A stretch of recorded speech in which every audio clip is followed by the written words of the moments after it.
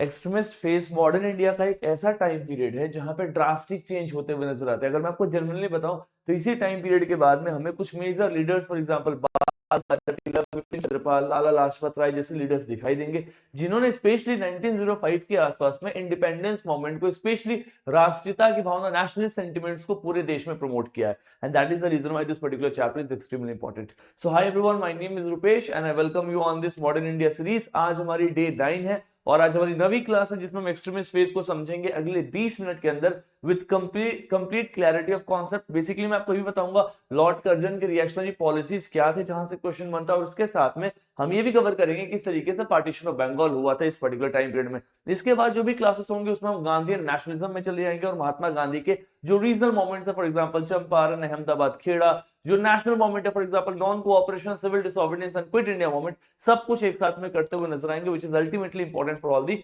Competitive exams. ठीक है, चलो लेट्स बिगिन द सेशन। सबसे पहले इस चीज को समझो, अगर मैं आपको बताऊं एक्सट्रीमिस्ट वर्ड का मतलब क्या होता है, what exactly is the meaning of this term extremist. Extremist शब्द से ही आपको पता चल रहा है जिसकी विचारधारा थोड़ी एक्सट्रीम हो, यानी कि ये एक ऐसी विचारधारा है जो पैसिव रेसिस्टेंस की बात करती है। क्या बात करती है sir? They are talking about passive resistance. Passive resistance का मतलब पता है क्या? मतलब वो रेसिस्ट कर रहे हैं, ब्रिटिश आइडियोलॉजी को रेसिस्ट कर रहे हैं। मतलब वो कह रहे हैं कि हम एक जन आंदोलन करेंगे, लोगों को एक साथ जोड़ेंगे और अंग्रेजी हुकूमत के अंग्रेजी विचारधाराओं को रेसिस्ट करते हुए नजर आएंगे। That is what is the passive resistance. क्योंकि हमने पिछली क्लास में देखा था कि 1857 के रिवोल्ट के बाद में जब इंडिया में जब इंडिया में बेसिकली 1858 का एक एक्ट आता है, तो इंडिया में जो नए सेक्शन ऑफ नेशनलिस्ट आए थे, जो राष्ट्रीयता की भावना शुरू हुई थी लोगों के अंदर में, उस वक्त में जो लीडर्स सामने आए थे दे were the moderate leaders.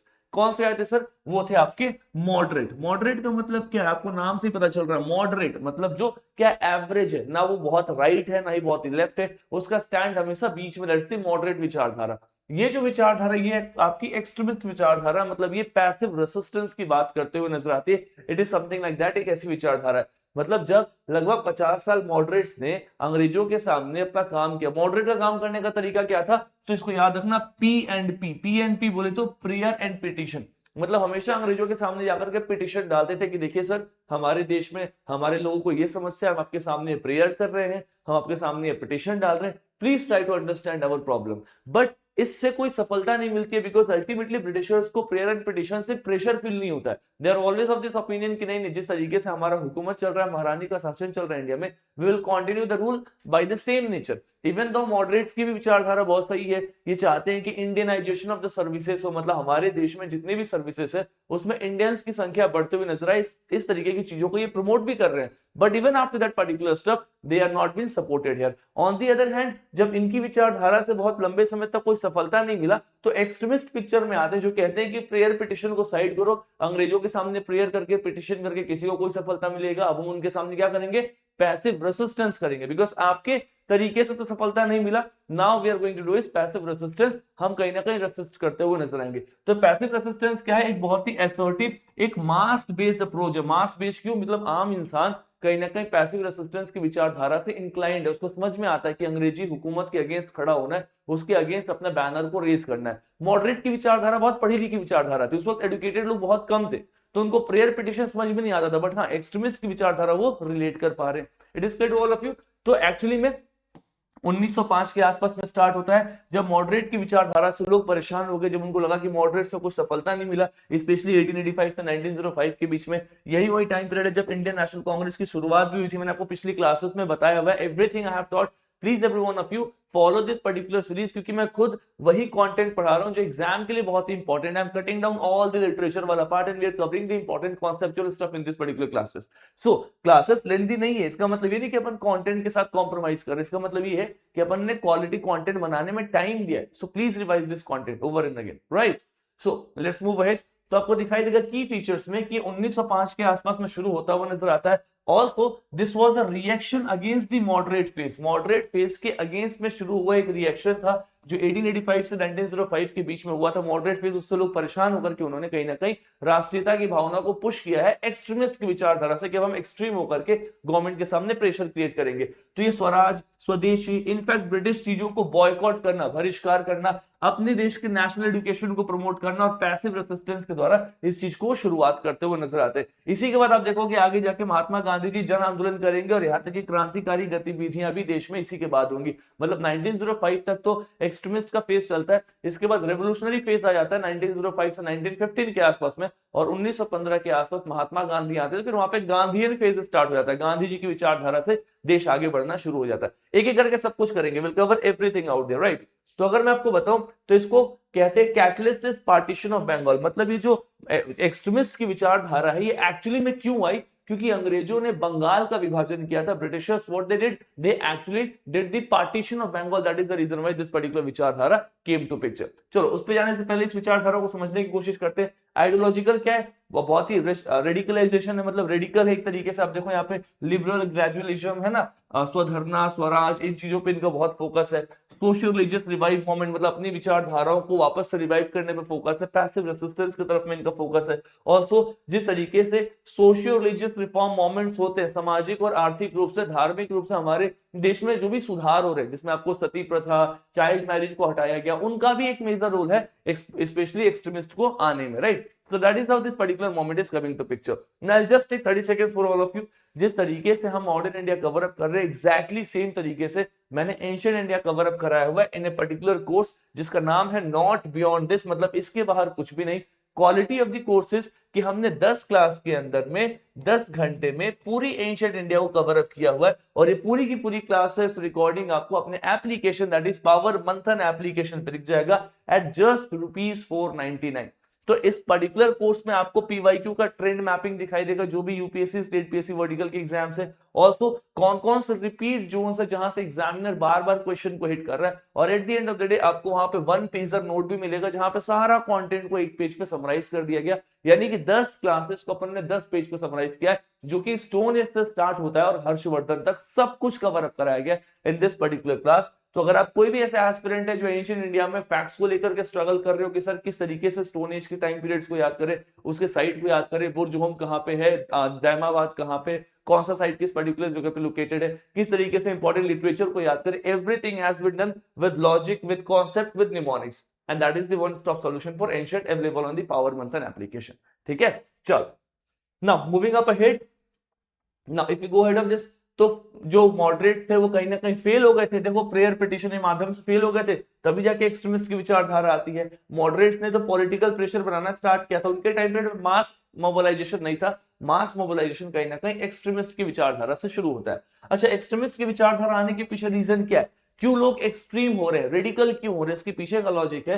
Sir famine आ गया था 1896-98 के आसपास में, 1899-1901 के आसपास में। फेमाइन का मतलब क्या होता है, भूखमरी, है ना, प्रोडक्शन नहीं हो रहा, लोग भूखमरी से मर रहे हैं, बहुत मैसिव स्केल में डिवास्टेशन देखने को मिल रहा है, बड़े स्केल पे फेमाइन आ रहे हैं। और इसीलिए जो मॉडरेट लीडर्स थे वो ब्रिटिशर्स के ऊपर प्रेशर नहीं क्रिएट कर पा रहे थे कि इस लेवल पे फेमाइन आ रहा है, आप इसको कैसे हैंडल करोगे, इस प्रकार का वो प्रेशर नहीं क्रिएट कर पा रहे थे। For example Dadabhai Naoroji, RC Dutt, MG Ranade, सब क्या है, they are the moderate leaders. तो इनसे खफा होकर के बेसिकली क्या हुआ, एक्सट्रीमिस्ट विचारधारा पिक्चर में आती हुई नजर आती है। चौथा फैक्टर क्या है एक्सट्रीमिस्ट विचारधारा को पिक्चर में आने का, that is Lord Curzon. Lord Curzon इस टाइम पे इंडिया के वॉइसरे हैं और इनके द्वारा पास किए गए कुछ एक्ट जिससे लोग बहुत ज्यादा नाराज हो जाते हैं, जिसके कारण एक्सट्रीमिस्ट विचारधारा पिक्चर पे आता है। Because surface tension is increasing, जिसमें सबसे इंपॉर्टेंट कौन सा है, तो दो बहुत ही इंपॉर्टेंट से एक्ट्स है, उनको अपन देखेंगे। एक है इंडियन यूनिवर्सिटी एक्ट ऑफ 1904 और दूसरा है सर पार्टीशन ऑफ बंगाल 1905। समझना इन दोनों एक्ट को, बहुत इंटरेस्टिंग है। जो इंडियन यूनिवर्सिटी एक्ट है 1904 का, इस पर्टिकुलर एक्ट के द्वारा जो ब्रिटिशर्स थे उन्होंने भारत की यूनिवर्सिटीज पे अपना कंट्रोल और बढ़ा दिया था, स्पेशली कोलकाता, बंगाल, पंजाब वाले एरियाज में। क्यों बढ़ाया था आखिरकार में, वो यूनिवर्सिटीज को क्यों रेगुलेट कर रहे थे, यूनिवर्सिटीज के डे टू डे फंक्शनिंग में क्यों इंटरवीन कर रहे थे। The logic is simple, because इस पॉइंट ऑफ टाइम पे बहुत बड़े स्केल पे रेवोल्यूशनरी एक्टिविटी चल रहे थे पूरे देश के अंदर में, क्रांतिकारी गतिविधियां चल रही थी पूरे देश के अंदर में। That is the reason why Britishers को इन यूनिवर्सिटीज को रेगुलेट करना था, ताकि इस प्रकार की क्रांतिकारी गतिविधियों को वो रोक सके। They can put a hold over this particular revolutionary activities. और ये रेवोल्यूशनरी एक्टिविटी कहां से पनप रहा है, तो कॉलेज स्टूडेंट से पनप रहा है, यूनिवर्सिटी से पनप रहा है। So that is the reason why they targeted कि हम यूनिवर्सिटीज को और स्ट्रांगली रेगुलेट करेंगे ताकि वहां पे कोई भी क्रांतिकारी ना दिखाई दे, कोई भी इंडियन सिटीजन की डिमांड को पुश करता हुआ ना दिखाई दे। And that is the reason why Indian University Act of 1904 was pass, जिससे कहीं ना कहीं लोग और परेशान होते हैं। और सबसे अल्टीमेट होता है sir partition of Bengal, right. इन सभी के कारण जितने भी लोग थे उनका लोकल सेल्फ गवर्नमेंट पे इशू क्रिएट होता है, कहीं ना कहीं गवर्नमेंट का प्रेशर बढ़ रहा है। That is the reason why ये जो एक्सट्रीमिस्ट विचारधारा ये सरफेस पे आ रही है। तो यही सब रीजन है। पहले मैं आपको पार्टीशन ऑफ बंगाल यहाँ पे एक्सप्लेन करूंगा बेसिकली ये एक्सट्रीमिस्ट मेथड को समझने के बाद। तो एक्सट्रीमिस्ट का मेथड कैसा है पहले ये समझ जाओ। एक्सट्रीमिस्ट स्वदेशी की डिमांड कर रहे हैं, प्लस ये बोल रहे हैं कि जो भी फॉरेन चीजें हैं उनको बॉयकॉट करिए, नेशनल एजुकेशन को प्रमोट करिए, हम पैसिव रेसिस्टेंस को प्रमोट करेंगे, मतलब हम अंग्रेजों के अगेंस्ट में रेसिस्ट करेंगे, जन आंदोलन करेंगे, उनको रोकेंगे। एंड मास की तरह मतलब मास मोबिलाइजेशन यानी कि आम जनता की मदद से करते हुए नजर आएंगे, जिसका बेस्ट एग्जांपल है partition of Bengal. That I will be explaining just in 5 minutes, right. कौन कौन से जगह से आपको कौन कौन से एक्सट्रीमिस्ट लीडर दिखाई देंगे, तो आप देखो यहाँ पे महाराष्ट्र से सबसे कमाल के लीडर है हिज द बाल Gangadhar Tilak.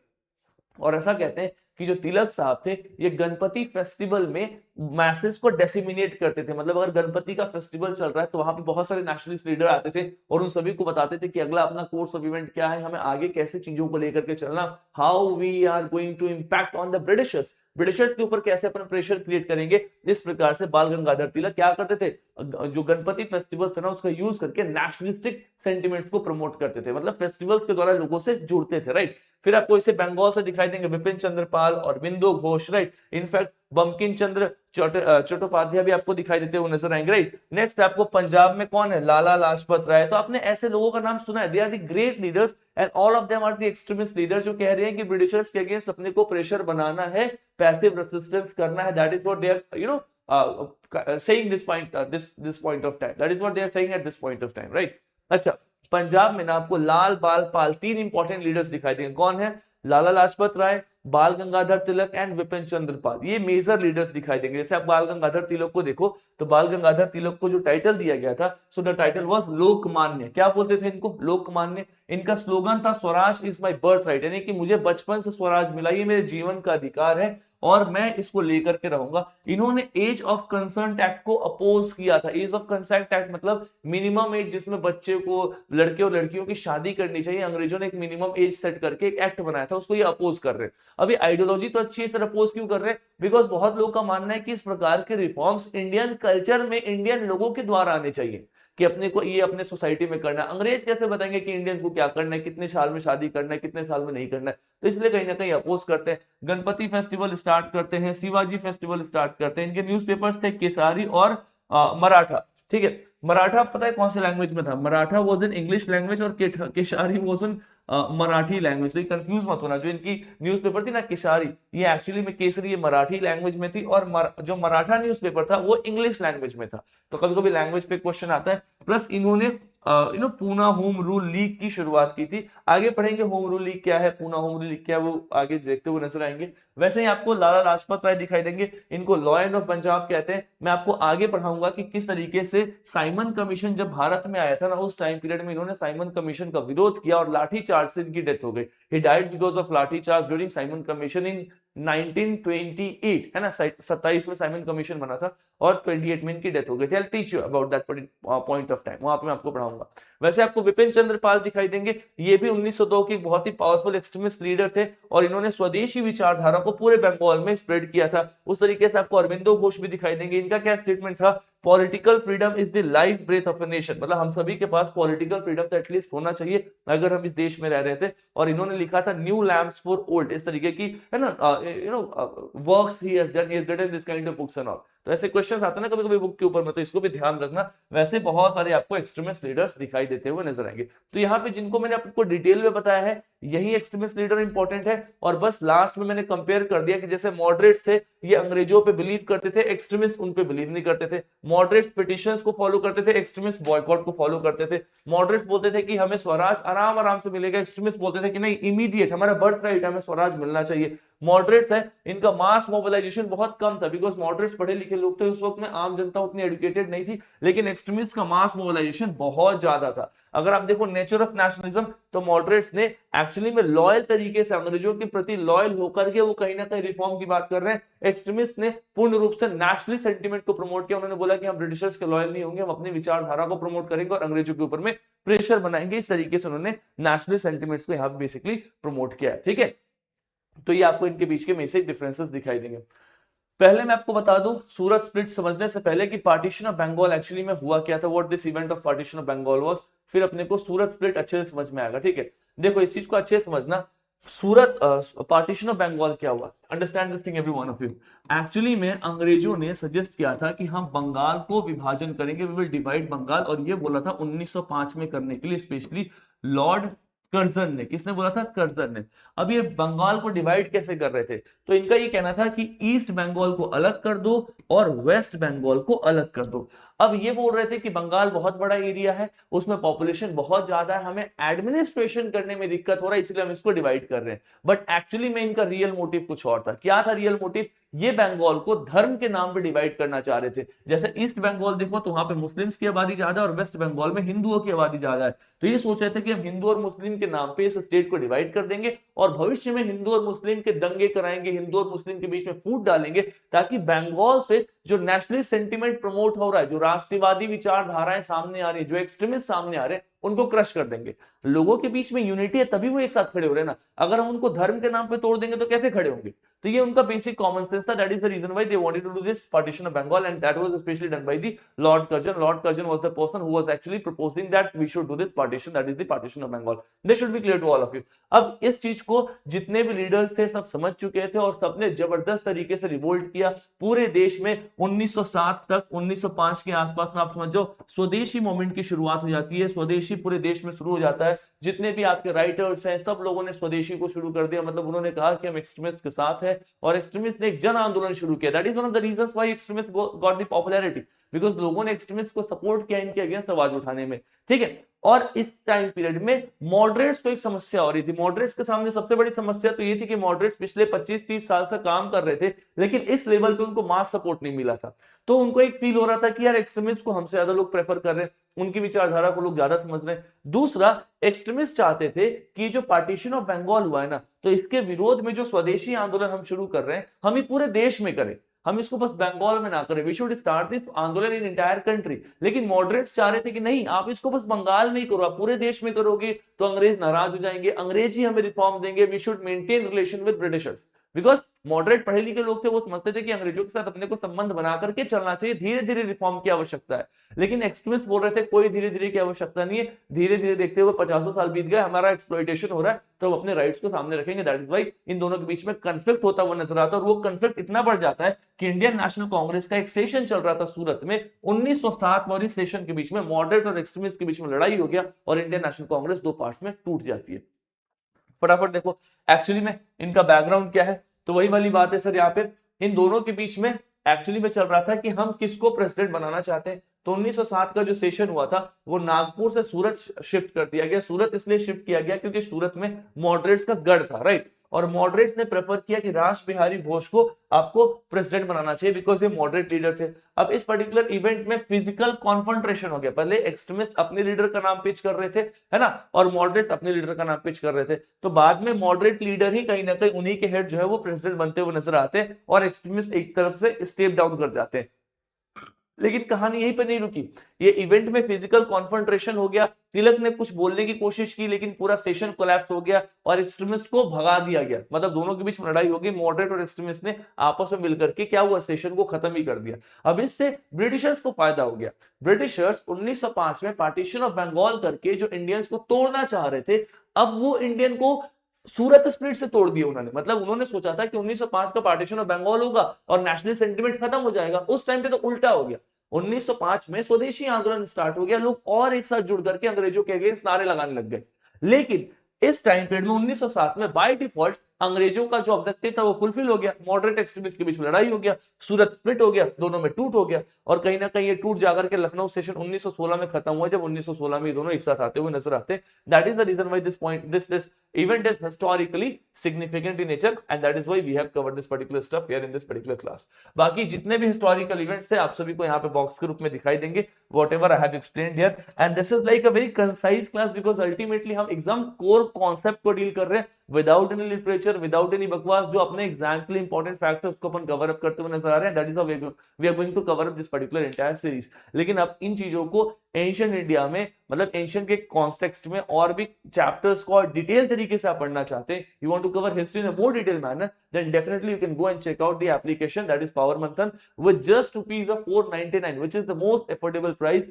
We have made sure that we provide the quality to all the aspirants who are going to attempt the exam, जिसके कारण एंशिएंट में पूछे हुए जितने भी सवाल है उनसे लगने चाहिए। ठीक है, बाकी अगली क्लास में अपन एक्सट्रीमिस्ट फेज के आगे चलेंगे और फिर धीरे धीरे करके गांधी नेशनलिज्म में भी नजर आते हुए दिखाई देंगे। फ्रीक्वेंसी ऑफ क्लासेस की बढ़ती हुई नजर आएंगी। And this is for today. Thank you so much all of you. God bless you all. Take care. Thank you so much.